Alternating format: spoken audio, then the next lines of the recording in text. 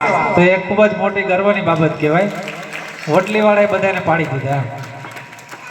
400 મીટરની દોડ તાલુકામાં પહેલા નંબરે.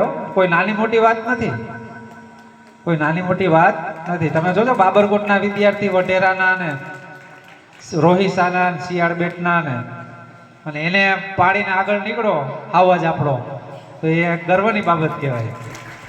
પછી આપણી શાળામાં જ્ઞાન સહાયક તરીકે ઉદેશભાઈ સેવા આપે છે, તો એ પણ કાંઈ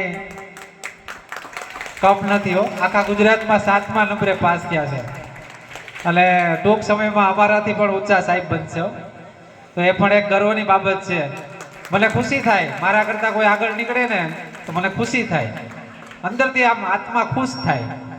અને એ ખુશી છે ને એ ખરેખર એનો અનુભવ કંઈક અલગ જ હોય. હમણાં મારા 2 વિદ્યાર્થી છે ને CA બની ગયા અને એક MBBS બની ગયા. હું જ્યારે પ્રાઇવેટ સ્કૂલમાં ભણાવતો ને એ વિદ્યાર્થીની વાત કરું. ખુશી થાય અંદરથી એમ. અને એ છોકરા જ્યારે આપણે વતન જાય અને ભેગા થયા હોય એટલે આપણને પગે લાગે એટલે આપણે એમ થાય કે કરોડપતિ તો આપણે જ છીએ, અંદરથી એવી ફિલિંગ થાય એમ.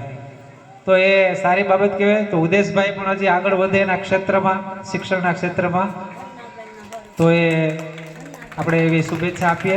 અને રોહિતનો હવે ફેબ્રુઆરી મહિનામાં 13 તારીખે જિલ્લામાં એનો વારો છે અને જિલ્લામાં પણ એ બધા તાલુકાને આગળ નીકળી જાય અને અમારે જિલ્લા કક્ષાએ પ્રથમ નંબર આવ્યો તો એ રાજ્ય કક્ષાએ જશે, ત્યાંથી એ નેશનલ કક્ષાએ પણ જાય એવી એને આપણે બધા પરિવાર તરફથી શુભેચ્છા.